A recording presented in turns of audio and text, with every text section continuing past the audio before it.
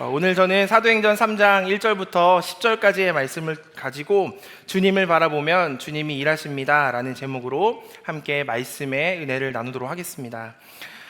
여러분, 우리나라 속담에 그림의 떡이라는 속담이 있습니다.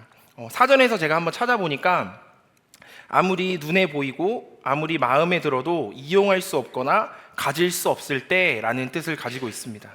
그러니까 우리가 보고 있지만, 아무리 눈에 보이지만, 아무리 마음에 들어도 이용하거나 가질 수 없을 때 저건 그림의 떡이다 라고 말할 때가 많다는 것이죠. 실질적으로 아무 소용이 없거나 불가능할 때 또 이런 말을 쓰기도 합니다.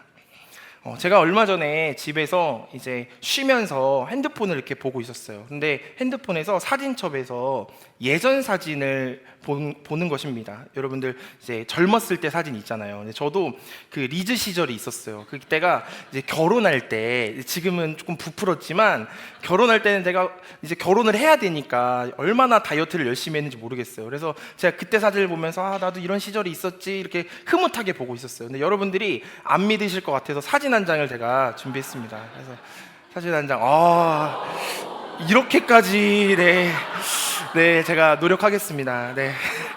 그래서 제가 이 사진을 이렇게 보면서 흐뭇한 표정으로 보고 있었어요. 나도 이런 시절이 있었지. 그런데 제가 이 사진을 딱 보고 있는데 갑자기 옆에 저희 아들 하늘이가 오더니 딱 한마디 하는 거예요. 아빠, 그림의 떡이다 이러는 거예요. 근데 제가 너무 놀랐어요. 왜냐하면 첫 번째로 그림의 떡이다 라고 얘기해서 놀랬고, 적절한 상황에서 그 말을 했잖아요. 그래서 제가 다시 이때로 갈 수 없음을, 불가능한 상황을 적절하게 표현해서 하늘아 이거 무슨 뜻이야 하는데 몰라 이러면서 도망가더라고요. 그래서 얼마나 분하면서도 반박할 수가 없는 거예요. 그림의 떡이구나 나한테 이제는, 그랬어요. 여러분들, 인생을 살아가다 보면 우리에게 이런 수많은 결핍이 있습니다. 나에게 없는 것을 바라보면서 그림의 떡처럼 생각할 때가 너무나도 많죠. 어떤 이들은 돈을 그렇게 생각하고, 어떤 이들은 건강을 생각하고, 어떤 이들은 관계를 이렇게 생각합니다. 그러니까 우리는 누리고 있는 것들보다, 가지고 있는 것들보다 가지지 못한 것들에 대해서 바라보면서 살아가는 것이 우리의 인생인 것 같아요. 그런 의미에서 오늘 우리가 읽었던 본문을 보면은 이 그림의 떡이라는 속담처럼 눈앞에 있어도 가질 수 없는 이 어려움을 가지고 있는 한 사람에 대한 말씀이 등장하고 있습니다. 그래서 이 짧은 말씀이지만 오늘 말씀을 통해서 저와 여러분이 주님이 베푸시는 은혜를 풍성히 누리시기를 주님의 이름으로 축복합니다. 우리 먼저 오늘 본문 사도행전 3장 1절과 2절 말씀, 우리 두 절의 말씀을 한번 읽어보도록 하겠습니다. 우리 사도행전 3장 1절, 2절 두 절의 말씀입니다. 시작. 제9시 기도 시간에 베드로와 요한이 성전에 올라갈새 나면서 못 걷게 된 이를 사람들이 메고 오니 이는 성전에 들어가는 사람들에게 구걸하기 위하여 날마다 미문이라는 성전 못에 두는 자라. 아멘. 이 당시 때 유대인들은 하루에 3번 성전으로 올라가서 기도를 드렸습니다. 그래서 제6시, 제9시, 제3시, 6시, 9시 이렇게 3번으로 예루살렘 성전에 가서 기도를 드렸어요. 그러니까 우리나라 시간으로 말하면 오전 9시, 낮 12시, 오후 3시 이렇게 3번을 정해놓고 성전에 들어가서 기도를 하러 가는 것입니다. 근데 오늘 본문에 제9시가 되어서 베드로와 요한이 성전에 기도하러 올라간 이 장면이 등장하고 있습니다. 그런데 여기서 우리가 조금 주목해 보려고 하는 것은 이들이 어디로 들어가려고 했냐, 이런 포인트로 저희가 한번 보려고 하는 것이죠. 오늘 우리가 읽었던 2절 말씀을 보면 이 베드로와 요한이 성전으로 올라가는데 2절 말씀을 보니까 이들이 어디로 들어가려고 했냐면 바로 미문으로 들어가려고 했다라고 합니다. 미문. 여러분, 예루살렘 성전으로 들어갈 때 여러 가지 문이 있지만요, 오늘 나오는 이 미문은 외부에서 성전으로 들어갈 때 바로 들어갈 수 있는 문이 바로 이 미문이었습니다. 그래서 오늘 말씀을 이해하는데 이 미문이 정말 좀 중요한 역할을 하기 때문에 미문에 대해서 한번 먼저 나눠보고 지나가려고 합니다. 미문에 대한 이 말씀이 여러 구절로 나오는데요, 이 미문이 사도행전에서는 미문이라고 쓰여 있지만 성경에서는 다른 이름을 가지고 있습니다. 우리 에스겔 43장 4절부터 5절 말씀을 한번 읽어보도록 하겠습니다.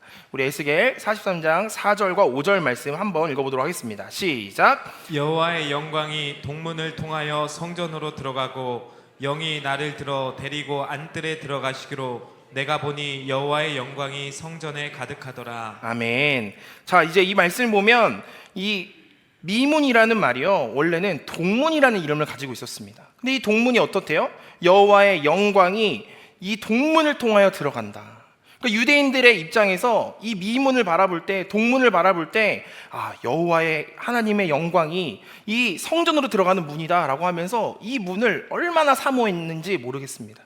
그래서 지금도 이 미문이 지금은 막 이렇게 예배가 드리진 않지만 이 앞에 막 무덤이 있다고 해요. 그래서 사람들이 유대인들의 꿈이 이 앞에 묻히는 거일 정도로 이 앞에 하나님의 영광이 지나가는 이 길목에 있는 것을 얼마나 사모했다 했는지 모른다고 합니다.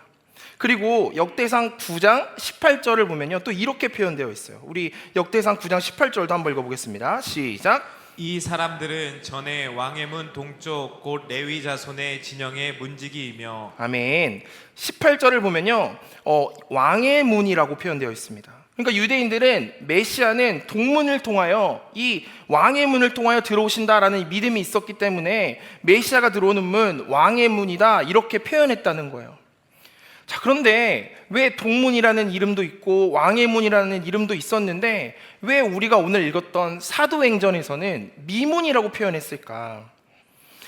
이 역사가였던 요세푸스라는 사람은요, 이 미문에 대해서 이렇게 설명을 했습니다. 이 미문은 이 성전으로 들어가는 문인데 높이가 23m였대요. 그리고 금과 은과 황동으로 이중으로 만들어져서 웅장하고 장엄한 것이 이를 데가 없었다라고 이 역사가 기록했어요. 그러면서 얼마나 아름다웠는지 이때부터 사람들이 미문이다라고 부르기 시작했다는 거예요. 제가 이해를 돕기 위해서 사진을 준비했습니다. 사진 한번 보여주세요. 그래서 이 문을 보면서 사람들이 지금은 막 되게 세약해졌지만 원래 황금이 있었고 은이 있었고 황동이 있었다고 여러분들 상상해 보세요. 그래서 이 문을 보면서 미문이다, 왕의 문이다, 동문이다 사람들이 고백했다는 거예요. 또 다른 사진을 보면 이렇게 가상으로 복원했을 때 이 정도의 이런 웅장함과 빛남이 있었다는 것이죠. 그러니까 사람들이 볼 때 이렇게 웅장하고 화려한 아름다운 이 문을 바라보면서 미문이다라고 말하기 시작했다는 것입니다. 자, 그런데 이 미문 앞에, 이렇게 웅장하고 아름다운 문 앞에 여러분 오늘 읽었던 말씀을 보면 누가 서 있는 것입니까? 네, 이렇게 물어봤는데 대답이 없을 때는 저도 성도를 하고 싶어요. 그냥 앉아서 저도 이렇게. 네, 맞아요. 여러분 2절 말씀을 보면요, 이 문 앞에 누가 있냐면 나면서 못 걷게 된 이가 있었다 이렇게 기록합니다. 그러니까 2절 말씀을 보니까 우리가 잘 아는 것처럼 예전 말로 하면 앉은뱅이, 거린, 구걸하는 사람, 이 사람이 있었다는 거예요. 그러니까 나면서부터 못 걷게 된 이라고 쓰여져 있는데 이 사도행전의 이 표현이 참 저는 말씀을 읽다가 보니까 좀 독특한 표현이라는 생각이 들었어요. 여러분 사도행전을 이제 썼던 저자가 누구입니까? 네, 누가. 네, 맞습니다. 누가는요, 그럼 원래 직업이 누구입니까? 의사잖아요. 그렇죠? 근데 의사인 누가가 이 사도행전을 쓰면서 뭐라고 기록했냐면 나면서 못 걷게 된 이라고 썼던 거예요. 그러니까 무슨 말이냐면 여러분 그냥 단순히 걷지 못하는 사람이라고 쓴 것이 아니라 이 누가가 나면서 못 걷게 된 이라고 쓴 것은요, 원래부터 태어날 때부터 가능성이 아예 없는 사람이다라는 이 표현이라는 거예요. 그러니까 의사가 보아도 이 사람은 가능성이 없어요, 불가능해요, 아주 고쳐질 가능성이 아예 없는 사람이에요 라고 하면서 나면서 못 걷게 된 이라고 썼다는 것입니다. 그러니까 사실 우리도 신체적으로는 아니지만 이런 고백을 할 때가 많이 있지 않습니까? 원래라는 표현을 쓰면서 원래 나는 부끄러움이 많아서 이 앞에서 특송하는 거 못해. 나는 원래 태생적으로 나는 못해. 원래 나는 MBTI가 I여가지고 목장에서 나는 나누는 거 못해. 원래 못해. 양육하라니까 원래 나는 누구를 가르쳐 본 적도 없고 난 배우기도 싫어. 원래 나는 못해. 원래. 여러분 원래. 이런 식으로 우리는 살아가면서 원래 어떻게 되었는지 스스로 선을 긋고 한계를 지으며 살아갈 때가 너무나도 많은 것이 우리의 인생이라는 것입니다. 그런데 저는 참 이 말씀을 묵상하다가요, 그렇게 태생적으로 불가능하다고 말하는 사람들이 지금 다 모인 것입니다. 원래 부끄러움이 많은 사람, 원래 나는 이렇게 예수 믿는 거를 거부하던 사람, 나는 이 앞에서 막 기도하면서 왜 눈물 흘리는지 몰라 이해 못하던 사람, 나는 이 어려움이 있으면 나는 예수 왜 믿는지 몰라 라고 말하던 사람들이 지금 여러분 다 모인 거예요. 지금 왜요? 하나님께서는 그 옛사람, 원래 너 안 되던 사람, 그런데 그 옛사람을 벗어버리고 새 사람으로 만들어가는 이 시간에 우리를 불러주신 줄로 믿습니다. 저는 그래서 이 말씀을 보면서 누가가 이렇게 쓴 이유가 있구나, 이렇게 불가능한 사람을 어떻게 변화시키는지 우리에게 오늘 말씀을 통해서 말해주고 있는 것입니다. 참으로 어울리지 않잖아요. 이렇게 아름다운 미문 앞에 이 일어나지도 못하는, 날 때부터 정말 걷지도 못하던 이 사람을 앉혀놓는 이 모습이 너무나도 상반된 모습을 통해서 어떻게 하나님이 일하실지 우리는 기대하는 마음으로 말씀을 바라보는 것입니다. 그런데 오늘 말씀을 보면 이 안진뱅이였던, 이 걷지도 못했던 이 사람이요, 왜 이 앞에 앉아 있었을까 좀 의문이 들었습니다. 여러분들 성경을 읽으면서 이렇게 읽으면 되게 재밌어요. 그냥 성경을 그냥 소설처럼, 그냥 글처럼 막 그냥 읽으라고 하니까 읽으면요 재미가 없어요. 근데 왜 이랬을까? 막 이 상황을 한번 상상해 보는 거예요. 근데 이 말씀을 준비하면서 보니까요, 이 미문 앞에 왜 앉아 있었을까? 이 미문이 아름다워서였을까요? 여러분들 하루 3번 지금 그 하나님을 믿는 사람들이요 기도하러 가잖아요. 3번 기도하러 가는 길목에 이 구걸하는 사람이 앉아 있으니까 얼마나 지금 대목에 있는 거예요. 지금 사람들이 다 지나가니까 구걸 잘만 하면 예수님을 믿는 사람들이 도와줄 가능성이 얼마나 높습니까? 그렇죠? 국률한 마음으로 기도하러 가는 사람들이 이 사람을 보면서 불쌍하니까 한번 도와줘야지. 그러니까 오늘 말씀을 보면요, 나면서 못 걷게 된 이를 자기 스스로 이 자리에 간 것이 아니라 사람들이 메고 왔대요. 그러니까 이 당시 때 조금 이 사람들을 막 주변에 곳곳에 주요 지점에 앉히는 거예요. 내가 볼 때 어떤 업체가 있었나 봐요. 그러면서 앉혀가지고 자 여기서 이제 수거해, 그리고 여기서 수거해, 이렇게 한 거죠. 그러니까 사실은 미문 앞은요 굉장히 많은 이런 적선과 도움을 받을 수 있는 정말 중요한 지점이었다는 것이죠. 제가 그렇게 생각하니까 기도하러 가는 사람들이 얼마나 착각했어요. 여러분들 성도연 앞에서, 지금 우리 교회 앞에서 이런 사람이 있으면 다 모른 척 하시겠어요? 우리 교회 성도님들은 막 주머니에 있는 거 다 꺼내주고 왔을 것 같아요. 네, 아멘. 네, 그러니까 기도로 하러 온다는 것은 하나님을 잘 믿는 어느 정도의 신앙이 있는 사람들이었으니까 이 사람들이 도움받기 딱 좋았다는 것이죠. 그런데 이 태어날 때부터 걸어보지도 못한 이 안진뱅이, 이 사람에게요 사실은 더 필요한 것은 무엇이었냐면, 어떤 도움받는 것보다 이 사람은요 지금 예루살렘 성전 안으로 들어가는 게 더 필요한 것입니다. 왜냐하면 걷지 못하잖아요. 그런데 이 사람은요 사실은 자기의 진짜 필요한 것을 알지 못하고 지금 눈앞에 보이는 도움만을 구하고 있는 거예요. 실질적으로 내가 필요한 것도 아니고 어떻게 보면 다른 사람이 앉혀준 자리에서 그냥 도움만 청하고 있는 상황이라는 것입니다. 그러니까 우리가 처음 나눴던 것처럼 그 성전을 들어갈 수도 없고 그냥 바라보고만 있는 그림의 떡과 같은 이런 상황에 처해 있는 사람이 바로 이 안진뱅이였던, 이 구걸하는 사람이었다는 것이죠. 그런데 이 사람이요 사실은 그 성전 안에 가고 싶지 않았던 것이 아니었어요. 그런데 자기가 걸을 수 없으니까 일단 신체적으로 들어갈 수가 없잖아요. 그리고 레위기 21장 17절 말씀을 보면 왜 들어가지 못했는지 또 이유가 나와 있습니다. 레위기 21장 17절 말씀 우리 한번 읽어보도록 하겠습니다. 17절입니다. 시작. 아론에게 말하여 이르라, 누구든지 너의 자손 중 대대로 육체에 흠이 있는 자는 그 하나님의 음식을 드리려고 가까이 오지 못할 것이니라. 아멘. 그러니까 이 레위기 말씀을 보면 대대로 육체에 흠이 있거나 그런 뭔가 단점이 있는 사람은요 들어갈 수 없었다는 거예요. 그러니까 하나님께 나아갈 때 육체의 흠이 있으면 나아갈 수 없으니 지금으로는 상상이 안 되는 것 아닙니까? 그 당시에는 근데 몸이 온전치 않고 흠이 있으면 성전뿐만 아니라 예루살렘 성 안에도 들어갈 수 없었다고 해요. 그러니까 이 사람이 그 앞에서 바라볼 수밖에 없는 것이죠.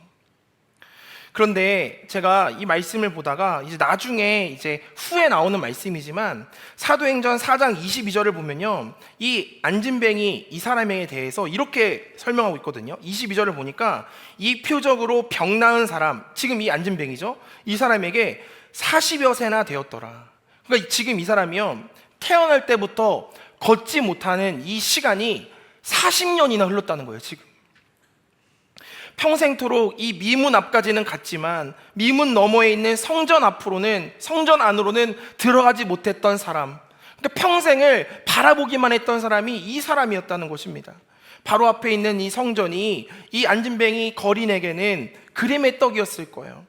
그리고 다른 사람들은 다 미문으로 지금 들어가고 있는 상황에 있으니 그가 겪었던 박탈감은 얼마나 있었을까.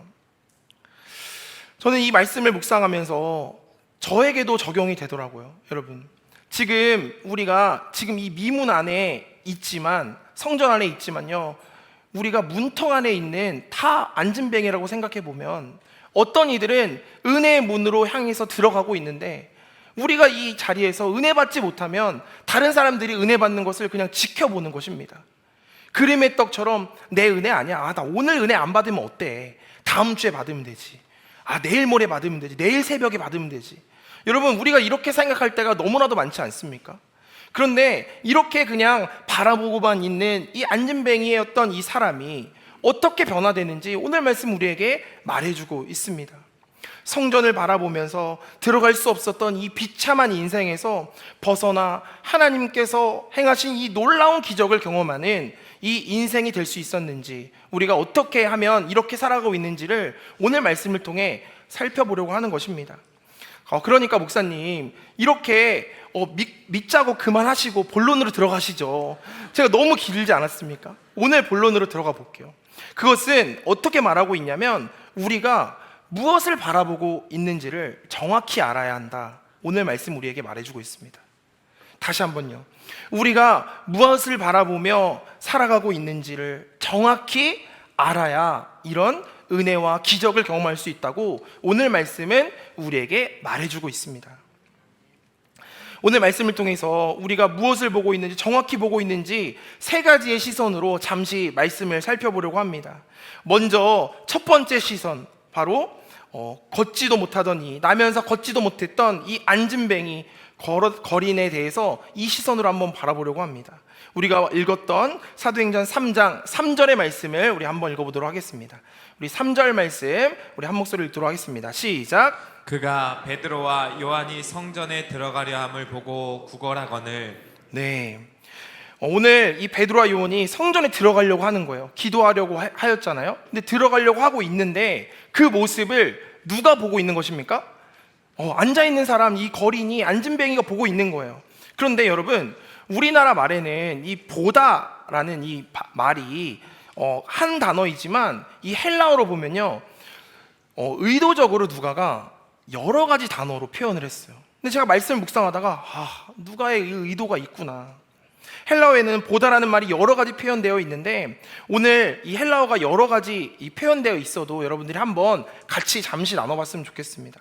이 베드로와 요한이 성전으로 가려고 이 미문을 지나가고 있는데, 안진뱅이 거린을 이제 베드로와 요한이 보았다, 그리고 보고서 구걸하였다라고 되어 있잖아요. 그런데 여기서 보다라는 말은요, 헬라어로 에이도라는 말입니다. 에이도. 근데 에이도라는 말은요, 그냥 보이니까 보는 거예요. 그러니까 특별한 의미가 있는 게 아니라 그냥 보이니까 보는 것입니다. 여러분들, 우리 옆에 분들 한번 쳐다볼까요? 인사하면서 한번 보세요. 무슨 특별한 의미가 있나요? 그냥 보는 거야. 옆에 여기 누가 앉았구나 이렇게 그냥 보는 거예요. 그냥 사실은 의미가 없는 것입니다. 누가 지나가네, 누가 여기 앉았네, 누가 여기 앉았네, 이렇게 보는 것입니다. 근데 이 안진뱅이의 입장에서도 당연하죠. 왜냐하면 40년 평생을 앉아서 그냥 지나가던 사람들만 보던 인생이었잖아요. 그러니까 이 사람에게는요, 이 지나가던 사람이 누구인지는 전혀 안 중요한 거예요. 그냥 사람들이 지나가네.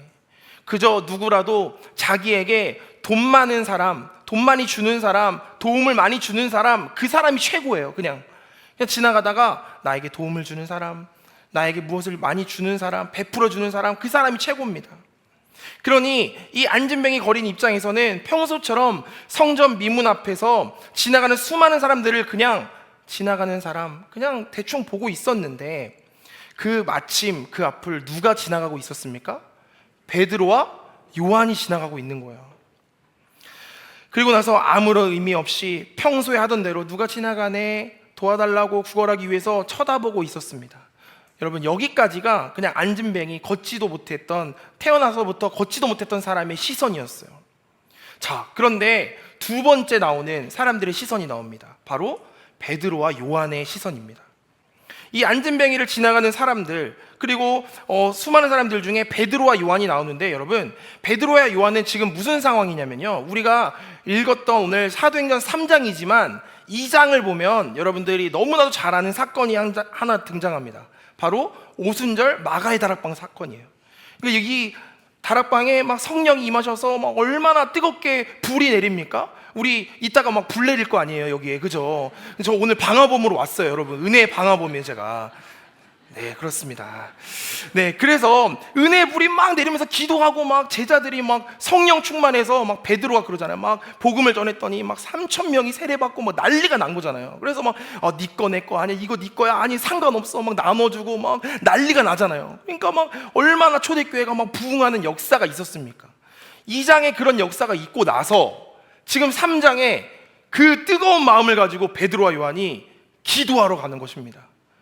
여러분 기억하시죠? 우리가 정교인 수양회 때 이렇게 뜨겁게 막 기도하고 주일을 딱 맞이하잖아요. 여러분, 예배가 달라요. 그쵸? 막 우리 수양회 갔다가 토요일날 와서 주일날 저도 교육부에 이제 예배를 들어갔잖아요. 애들이 눈빛이 달라졌어요. 막 보셨죠? 말씀 암송하는 거 막 하면서, 그래서 수양회 못 간 애들이 쟤네 왜 저래? 막 이상한 거 아니야? 어디 이상한 데 갔다 온 거 아니야? 막 이런 눈빛으로 봤어요. 제가 그걸 보면서 은혜는 전염되는구나. 그리고 지속되는구나. 사실 지금 베드로와 요한도 성령 충만한 그런 상황이었잖아요. 그런데 이 4절 말씀을 한번 보세요.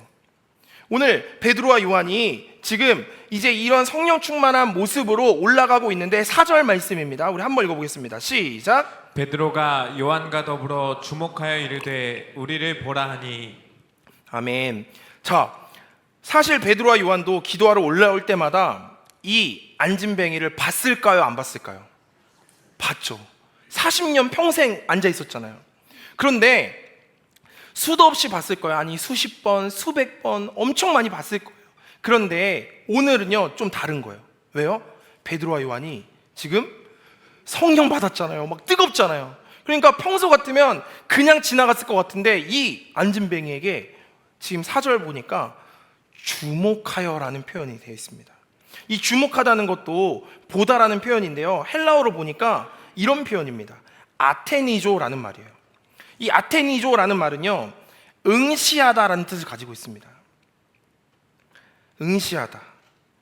그러니까요, 여러분, 이 응시하다라는 뜻은 뭐냐면, 독수리가 하늘 높이 날아서 먹이를 발견하잖아요. 그러면 그 먹이를 놓치지 않으려고 계속 응시하는 거예요. 날아가지고 먹이를 놓치지 않으려고 막 뚫어져라 보는 것입니다. 여러분, 아까 제가 옆 사람들 그냥 보라 그랬잖아요. 이번에는 뚫어지게 한번 볼까요? 한번 응시하시면서 부담스럽게. 그래서 우리 장로님 뭐 입고 오셨나 이러면서 막 응시하는 거예요. 그러니까 지금 먹이를 놓치지 않기 위해 끝까지 집중했던 이 눈빛으로 지금 베드로와 요한이 누굴 보고 있는 거예요? 안진뱅이를 보고 있는 거예요. 그러니까 구걸하고 있는 안진뱅이 거리는 아무런 의미 없이, 초점 없이 그냥 지나가는 수많은 사람 중에 한 사람이라고 보고 있는데, 지금 이와 반대로 베드로와 요한은 그를 어떻게 쳐다보고 있냐면 먹이를 발견한 것처럼 응시하면서 쳐다보고 있다는 거예요. 전 이것을 보면서 예수님의 사람들에게는 이런 시선이 필요하구나라는 생각이 들었어요. 아테니죠. 응시하는 것. 그러니까 관심을 가지는 것입니다. 그러니까 우리 가정에, 우리 목장에, 우리 교회에 도움이 필요한 사람은 없는지, 응시하는 거예요. 막 잘 관찰하는 것입니다. 내 손길과 관심이 필요한 사람은 없는지 돌아보는 것입니다. 여러분, 관심이 없는 사람들은요, 이 사람이 어떻게 살아가는지, 왔는지 안 왔는지 관심이 없어요, 여러분. 그런데 관심이 있다는 건요, 계속 이 사람을 관찰합니다. 오늘 장로님 양복 입으니까 너무 멋있습니다. 우리 권사님 아까 제가 누구 만났는데 집사님 보니까 머리를 하셨더라고요. 그래서 머리 너무 예뻐요 이러니까 어떻게 하셨어요? 막 이러는 거예요. 관심이 없으면 몰라요, 여러분. 그래서 근데 막 가끔씩 저도 아내가 막 나 바뀐 거 없어 물어보면 너무 부담스럽거든요. 근데 먼저 이렇게 관심을 가질 때 있잖아요. 막 알아주면 얼마나 고마운지 몰라요. 여러분, 관심이 있어야 바뀐 걸 안단 말이에요. 그러니까 오늘 이 말씀이 우리에게 적용되는 것은 무엇입니까? 우리 가정에, 우리 목장에, 우리 교회에 도움이 필요한 사람이 너무나도 많은데 사실은 우리가 그냥 그저 왔다가 가면서 내 신앙만 챙기면서 놓치고 있는 영혼들이 너무나도 많다는 생각이 들었어요. 사랑하는 성도 여러분, 오늘 말씀을 우리가 함께 묵상하면서 우리에게, 우리 주변에 내가 놓치고 있는 영혼은 없는지, 그 영혼들에게 손 내밀어주고 그 영혼들에게 연락 한번 주고 그들을 위해 기도할 수 있는 그 긍휼한 마음이 있으시기를 주님의 이름으로 축복합니다. 그래서 베드로와 요한이 이런 마음이 생겨나니까 뭐라고 권면하냐면 4절 말씀을 보면 베드로와 요한과 더불어 주목하여 이르되 우리를 보라 하니, 또 보라는 거예요. 또 아니, 지금까지 또 보고 있었는데 초점 없이 보고 있었지만 이제 또 뭐라고 보라고 하냐면 이 헬라어를 보니까요, 블레포라는 말을 썼어요. 블레포. 이 블레포라는 말은 정신을 차리고 보라는 거예요. 여러분, 지금 초점 없이 보지 마시고 정신 차리고 보라 이거예요. 여러분들에게 하는 말이 아니라 제 안진뱅이한테 하는 말입니다. 그러니까 대충 보지 말고 지금 눈빛을 살아있게 정신 차려서 집중해서 보라, 이 뜻입니다. 그러니까 베드로와 요한이 볼 때는 이 사람이 아무런 희망이 없잖아요. 초점이 없잖아요. 방향성이 없잖아요. 그냥 살아가는 인생, 억지로 살아가는 인생이잖아요. 그러니까 안 되겠다 싶어서 우리를 보라라고 말하는 것입니다. 정신을 바짝 차리고 우리를 보라고 한 다음에 또 똑같은 말이 나와요. 뭐라고 하냐면 5절 말씀을 보니까 그가 그들에게서 무엇을 얻을까 하여 바라보거늘. 그러니까 지금까지 보고 있었잖아요. 근데 시선이 어떻게 변합니까? 바라보거늘 이라는 말이, 여기서 바라보고 있다는 말은요, 에페코라는 원어를 썼어요. 헬라어로. 오늘 헬라어가 좀 여러 번 나오지만 여러분, 이 단어의 변화를 잘 보세요. 에페코라는 말을 썼는데요, 무슨 뜻이냐면 온 시선을 고정하다라는 뜻을 가지고 있어요. 온 시선을 집중시키다, 온 시선을 고정시키다라는 뜻을 가지고 있습니다.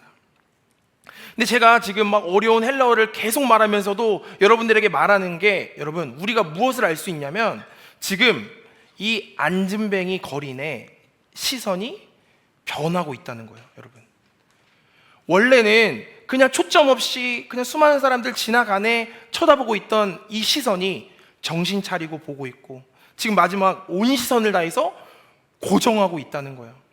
이 시선의 변화를 통해서 이 인생이 조금씩 변해가고 있다는 것입니다.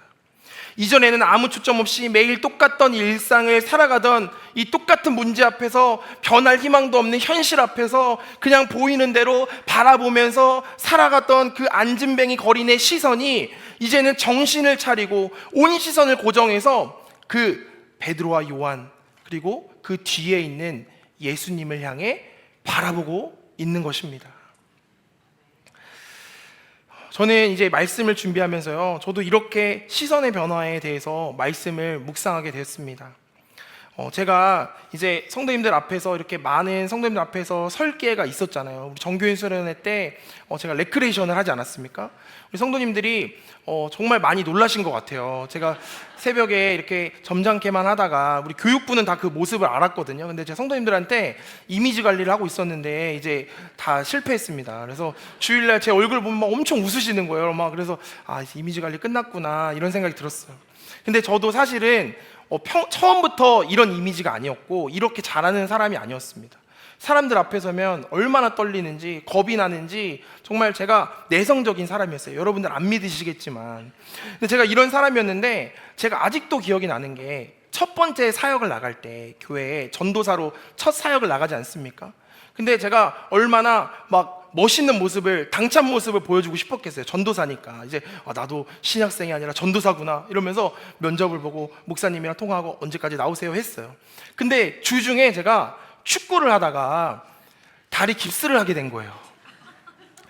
그래서 통깁스, 초록색 통깁스를 하고 목발을 집어서 제가 목사님께 전화를 드렸어요. 목사님, 제가 축구를 하다가 이렇게 다쳤습니다. 목발을 짚고 통깁스를 했는데 아무래도 다른 전도사를 또 이렇게 찾으셔야 될 것 같습니다. 이랬어요. 근데 목사님이 그냥 출근하라고 이러는 거예요. 제가 제 생각에는 너무 염려가 되지 않습니까? 근데 목사님이 그냥 나오라니까 그냥 인사만 하고 그냥 다른 사람 뽑으려고 하나 보다 해서 갔어요. 근데 주일날 저 뒤에 앉아 있는데 목사님이 네, 이번 주에 새로운 김이삭 전도사입니다. 앞에 나와서 인사하세요 이러는 거예요. 근데 제가 목발을 짚고 초록색 통깁스를 하고 막 절뚝이면서 성도님들 앞으로 갔어요.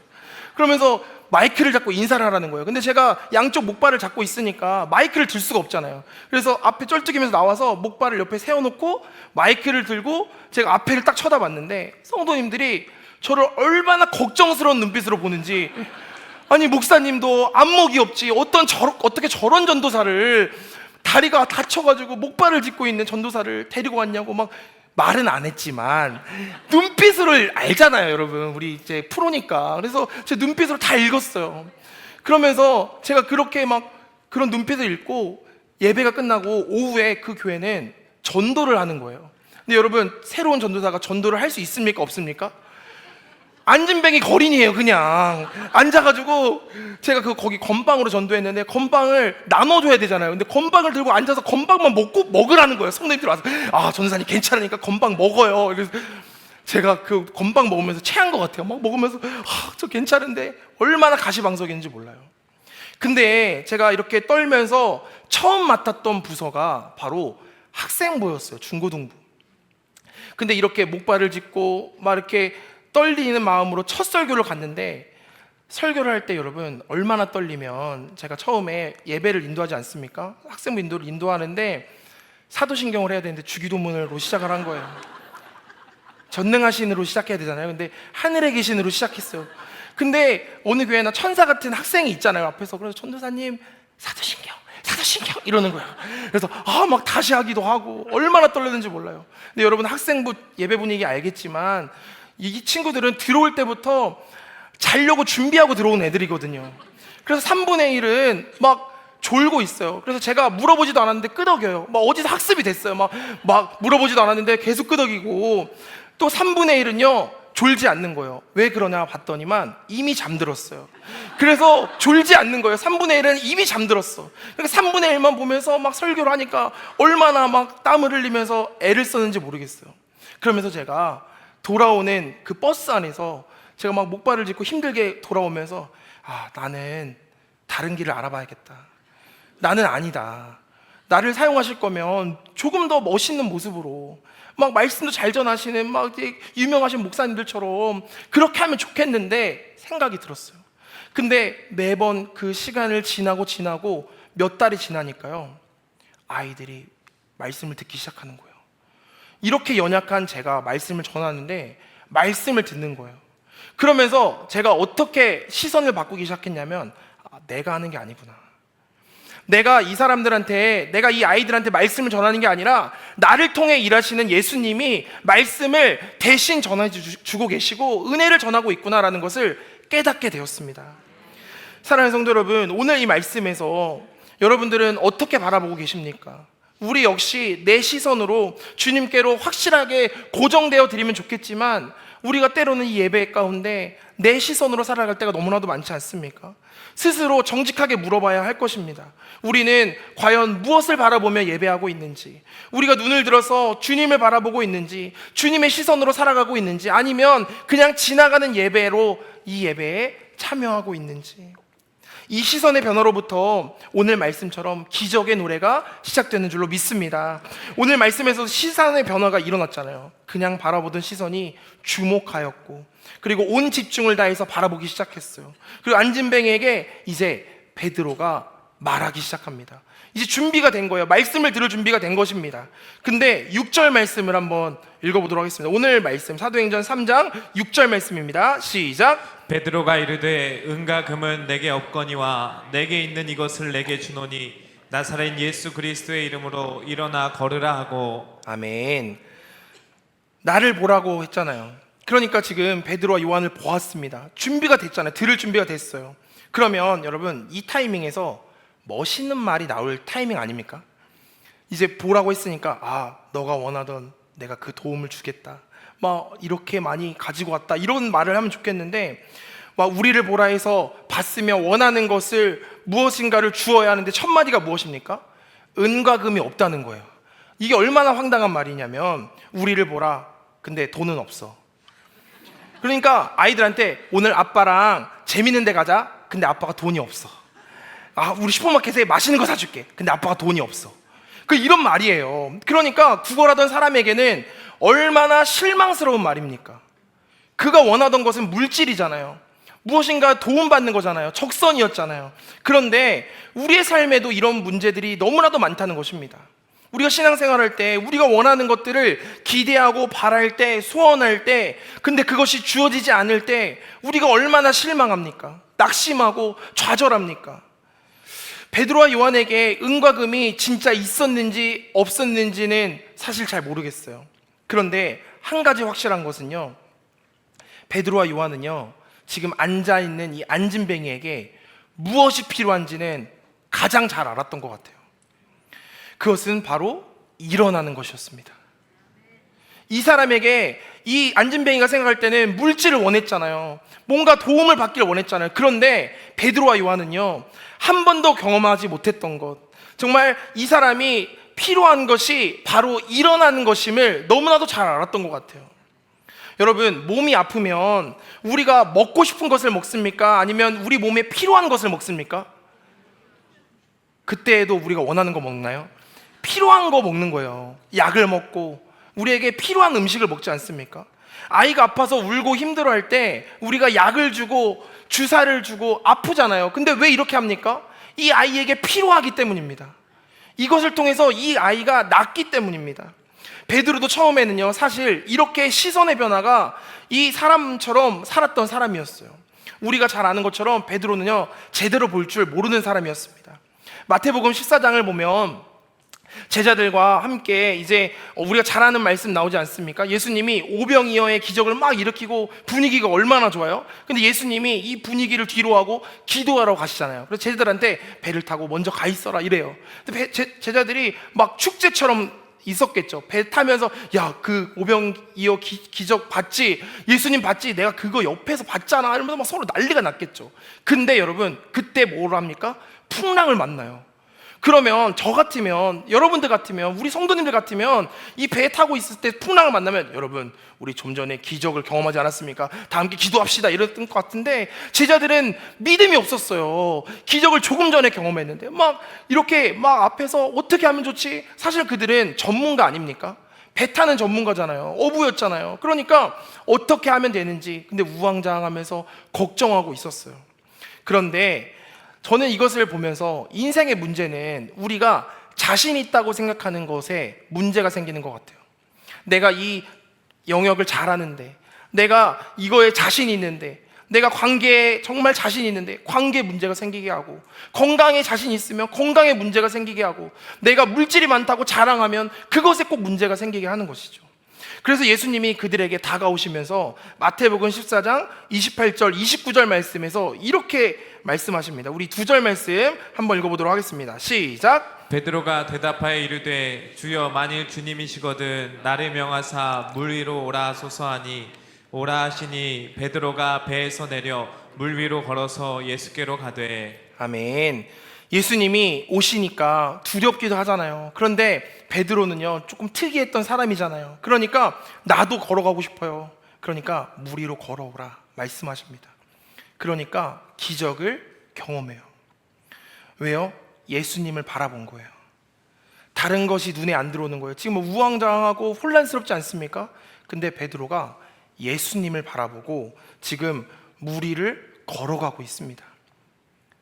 그런데 이 베드로의 시선이요, 이렇게 나아가면 끝까지 걸어갔으면 좋겠는데, 마태복음 14장 30절을 말씀을 보면 어떻게 합니까?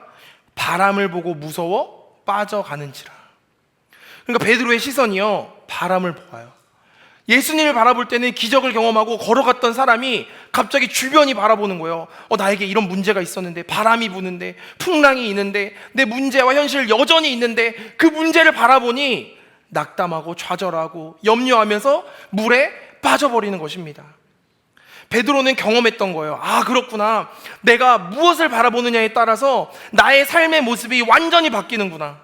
내가 주님을 바라보면 물 위를 걸을 수도 있지만 내가 환경을 바라보면 물에 빠질 수도 있구나 라는 것을 경험했던 것입니다.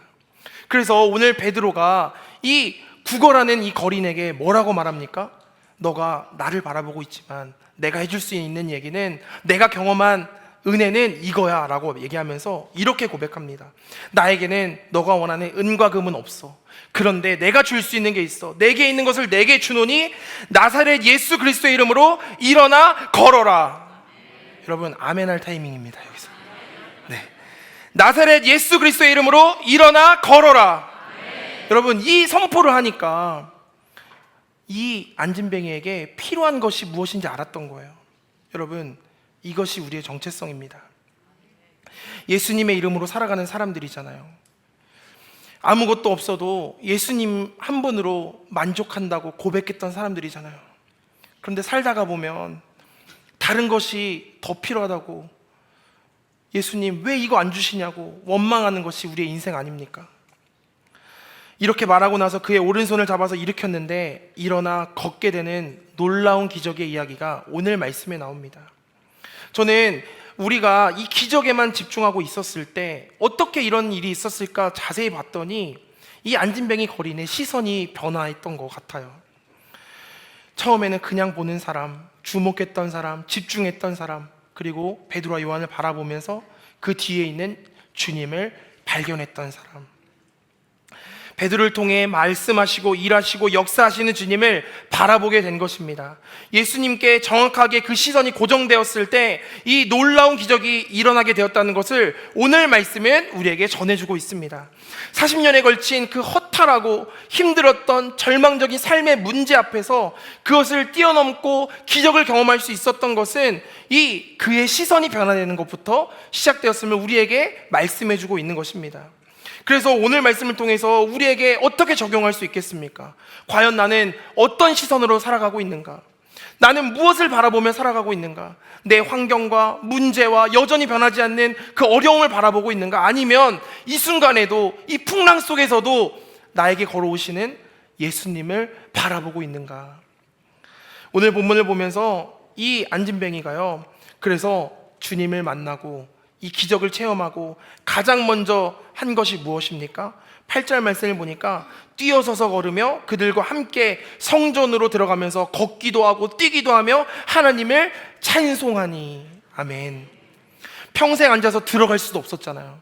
사실은 저 같으면 주변의 사람들한테 막 자랑했을 것 같아요. 먼저 나 일어났어, 나 봤지, 나 일어났어. 근데 지금 이 사람은 무엇을 한 것입니까? 하나님, 내가 이 안에 들어갑니다. 보기만 했던 이 은혜의 자리로, 다른 사람들만 그 은혜를 누렸는데 내가 보기만 했는데 그 은혜의 자리로 저도 들어가고 싶어요. 하나님을 찬양하는 이 모습이 오늘 등장하는 것입니다. 우리의 시선을 바꾸어 주님 앞에 드리는 그 한 번의 기도를 통하여서, 한 번의 예배를 통하여서 주님은 우리를 만나주시고 우리를 변화시켜 주시고 우리의 삶에 일하여 주실 줄로 믿습니다. 오늘 말씀을 마무리하려고 합니다. 한 이야기만 하고 말씀을 마무리하겠습니다. 여러분, 카자흐스탄에 한 아이가 있었대요. 근데 이 아이의 이름은요, 키릴이라는 아이입니다. 4살짜리 아이였는데 사진을 한번 보여주시겠어요? 너무 예쁘게 생겼죠? 이 키릴이라는 4살짜리 아이였는데 사실은 이 아이는요 20일 만에 버려진 아이였습니다. 이렇게 귀여운데 말이죠. 그리고 고아원에 20일 만에 보내줬어요. 그리고 입양을요 6번이나 거절을 당했대요. 그런데 그 이유가 무엇인지 아십니까? 다음 사진을 보여주세요. 이 아이에게는 태어날 때부터 이 팔이 이렇게 태어난 거예요. 누구의 잘못도 아니었습니다. 그런데 입양을 계속 시도해도 거절을 당하는 것입니다. 이 아이는요 이런 불편함이 있어서 저희는 감당하지 못해요. 저희는 이 장애 때문에 이것만 없으면 입양할 수 있었는데 저희는 못할 것 같아요. 입양을 6번이나 거절당합니다. 그런데 어느 날 캐나다에서요, 한 부부가 전화가 오는 거예요. 이 아이를 입양하겠습니다. 참 놀라운 것이 그 고아원에는 수많은 아이들이 있었는데 이 아이를 입양하겠다는 거예요. 한쪽 팔이 없는 아이를 입양하고 싶다는 거예요. 그래서 고아원 측에서 참 의아했어요. 아니, 괜찮은 건강한 아이도 있는데 다 거절했는데 진짜 괜찮으시겠어요? 계속 물어봤어요. 네, 저희는 이 아이를 입양하고 싶어요. 그래서 결국에는 서류를 통해서 이 부부가 만났습니다. 그런데 왜 이 아이를 입양하려고 할까? 그런데 이 의문은요, 이 부부가 공항에서 이 키리를 만났을 때 의문이 해결되었습니다. 캐나다의 이 부부가 키리를 마중하러 공항에 왔어요. 키리는 오른쪽 팔꿈치가 없어서 옷을 입을 때도 사실 덜렁거리면서 다닐 수밖에 없었습니다. 낯선 공항에 어리둥절한 채 그 아이에게 다가온 것은 한 할아버지였어요. 다음 사진 보여주세요. 이 할아버지였습니다. 이 할아버지 어떻습니까? 키리라고 똑같아요. 사실은 입양하려고 했던 그 부부의 아버지였습니다. 그러니까 키릴이 놀란 거예요. 저 아저씨도 팔이 나랑 똑같네. 태어나서 처음 본 거예요. 나랑 똑같은 사람을. 누가 설명하지도 않았어요. 그런데 그 오른팔이 없던 이 할아버지가 오른팔이 없던 이 한 아이를 안아주던 이 모습에 주변에 있던 모든 사람들이 눈시울이 붉어졌습니다. 그리고 나서 할아버지는 따뜻한 마음에 이렇게 아이를 안아주면서 한마디 했다고 합니다. 키리라, 내가 너와 똑같다. 내가 너의 아픔 안다. 내가 너의 상처 안다. 내가 너와 똑같다.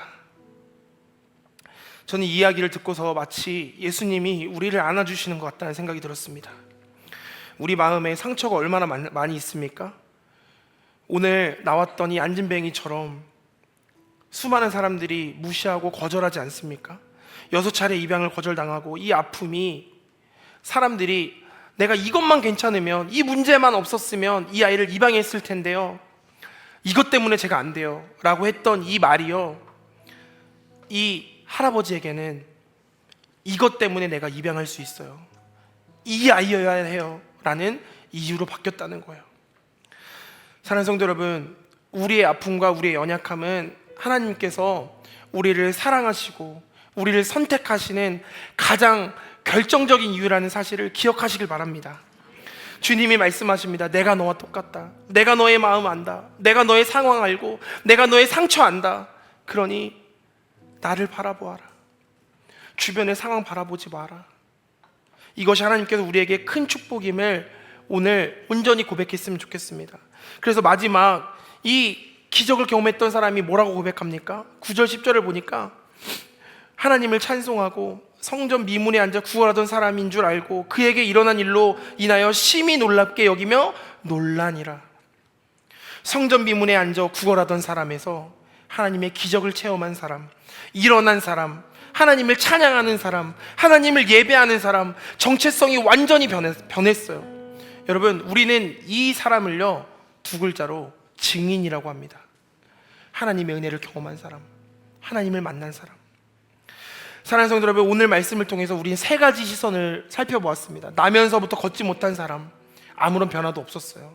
문제를 바라보았어요. 근데 베드로와 요한은 예수 그리스도의 이름을 통해서 그들을 바라보았고 그 순간 기적이 일어났습니다. 그리고 시선이 변화된 이 안진뱅이 거린이 어떻게 합니까?